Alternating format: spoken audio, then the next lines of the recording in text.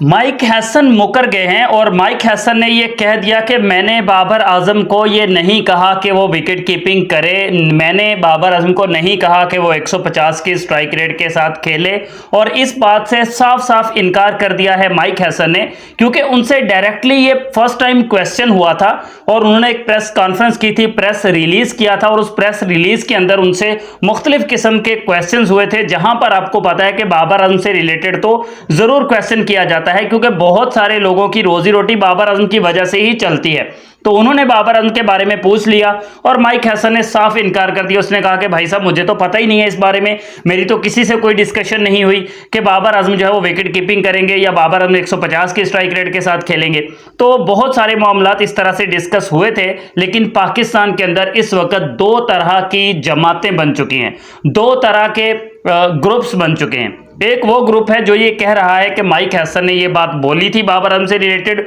और दूसरा वो ग्रुप है कि जो कह रहा है कि भाई साहब बाबर आजम के बारे में तो ऐसा बोला ही नहीं गया था, हम तो शुरू से कह रहे थे, हम तो ये कर रहे थे, हम तो वो कर रहे थे। वो सारी चीजें हम डिस्कस करते हैं इसी वीडियो के अंदर।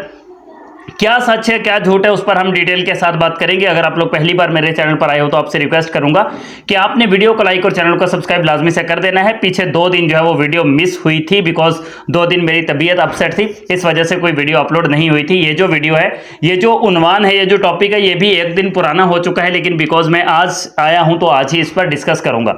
सबसे पहले मैं आपको एक बात क्लियर करना चाहता हूं कि ये जो बात हुई थी बाबर आजम को विकेट कीपर बनाने की, इस बारे में जाहिर बात है कि कोई ना कोई बात पाकिस्तान क्रिकेट बोर्ड के अंदर हुई थी, तो वहां से बात लीक हुई है। आप बहुत अच्छे तरीके से जानते हैं कि बहुत सारे सहाफ़ी हजरात ऐसे हैं कि जिनके काफ़ी अंदर तक रिसोर्सेज हैं और वो अंदर से खबर निकाल के ले आते हैं, वो अंदर से इस चीज़ पर मतलब बातचीत कर देते हैं। और पाक TV.tv, जिनको आप जानते होंगे, सनाउल्लाह भाई साहब, उनका मेरा ख्याल नाम है सनाउल्लाह या जो भी उनका नाम है, वो इस बारे में उन्होंने डिटेल के साथ एक वीडियो बनाई थी और उस वीडियो के अंदर भी उन्होंने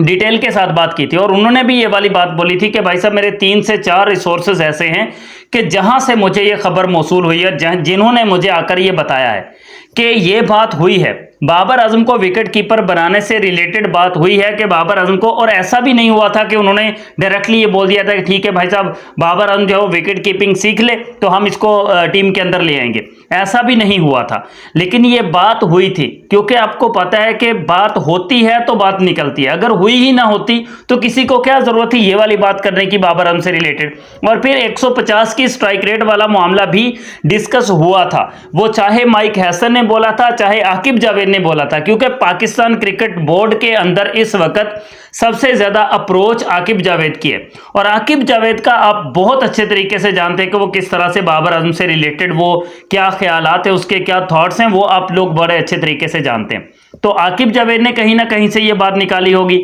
150 की स्ट्राइक रेट वाला मामला। बट माइक हैसन से क्वेश्चन हुआ तो उसने कहा कि भाई जी मैंने इस बारे में बिल्कुल बात नहीं की थी, ना मेरी इस बारे में कोई बातचीत हुई है, आपके पास कहां से खबर आई मैं नहीं जानता, लेकिन मैंने बाबर आजम से रिलेटेड ये विकेट कीपिंग वाली बात भी नहीं की और मैंने 150 के स्ट्राइक रेट वाली बात भी नहीं की, बल्कि मैंने ये वाली बात जरूर की थी कि अपनी स्ट्राइक रेट को थोड़ा सा बढ़ाने की जरूरत है, क्योंकि पाकिस्तान के लिए इन दोनों ने, रिजवान ने और बाबर ने, बड़ी अच्छी अच्छी परफॉर्मेंसेस दी हैं पास्ट में। 2021 में सेमीफाइनल फाइनल तक पहुंचे, 22 में भी इसी तरह से मामला रहा, सेमीफाइनल और फाइनल तक पहुंची पाकिस्तान की टीम, लेकिन वहां पर जो उस वक्त की क्रिकेट थी और अब की जो क्रिकेट है इसमें काफी फर्क आ चुका है। तो अपनी स्ट्राइक रेट को बढ़ाने की जरूरत है, मतलब रन ज्यादा करने की जरूरत है, जिस तरह से मॉडर्न क्रिकेट हो चुकी है। लेकिन हमने नहीं कहा कि 150 की स्ट्राइक रेट जो है वो हमें चाहिए। शाहीन शाह अफरीदी से रिलेटेड भी बातचीत हुई थी, तो उन्होंने कहा कि शाहीन शाह अफरीदी जो है वो तीनों फॉर्मेट ना खेले, उनके लिए बेहतर होगा। बाकी शाहीन शाह अफरीदी के बारे में भी उन्होंने कुछ क्लियर बात नहीं की। हसन अली के बारे में माइक हैसन ने कहा कि भाई साहब हसन अली जो है वो पाकिस्तान की टीम में वेस्ट इंडीज के टूर के अंदर वो आ जाएंगे, वो पाकिस्तान की टीम के अंदर शामिल होंगे। अभी वो वहां पर अच्छी परफॉर्मेंस दे रहे हैं, जहां वो काउंटी क्रिकेट या पता नहीं कौन सी वो क्रिकेट खेलने के लिए, लीग खेलने के लिए गए हुए हैं, तो वहां पर वो अच्छी क्रिकेट खेल रहे हैं, तो हमें बड़ी खुशी है। लेकिन हम उनकी गैर मौजूदगी में हम यंग लड़कों को चांस देना चाहते हैं, दैट्स वाई हमने ये स्क्वाड जो है वो अनाउंस किया है। तो ये कुछ जनाब माइक हैसन ने आकर कह दिया। अब मैं आपको ये बात भी बताता हूं कि जिस चीज के बारे में कुछ ज्यादा अफवाहें फैल जाएं या ज़्यादा बातें हो जाए ना, फिर उससे मुकर जाना ही सबसे बड़ी बेहतरी होती है, ख़ास तौर पे इस तरह के किसी भी ओहदे पर फाइज बंदों के लिए। तो माइक हैसन ने इसी चीज़ में बेहतरी जानी कि भाई मैं इस बात से मुकर जाता हूं और मुकर जाना ही मेरे लिए बेहतर होगा। अब इससे बढ़ के और मैं क्या कर सकता हूं, मुकर जाता हूं, ठीक है, साफ इनकार कर देता हूं, क्योंकि किसी भी जगह पर कोई ऑफिशियल स्टेटमेंट तो थी नहीं, ना तो माइक हैसन ने किसी माइक पर आकर या किसी स्टेटमेंट के अंदर या किसी इंटरव्यू के अंदर बोला था, ना आकिब जावेद ने बोला था, ना ही बाबर आजम अपनी जुबान से ये बोले कि मुझे ये वाली ऑफर हुई है। लेकिन कहीं ना कहीं कोई बात हुई थी जहां से ये बात निकल के सामने आई थी और उस पर जो है वो ये हंगामा बरपा हुआ था, लेकिन अब वो मामला जो है वो थम चुका है।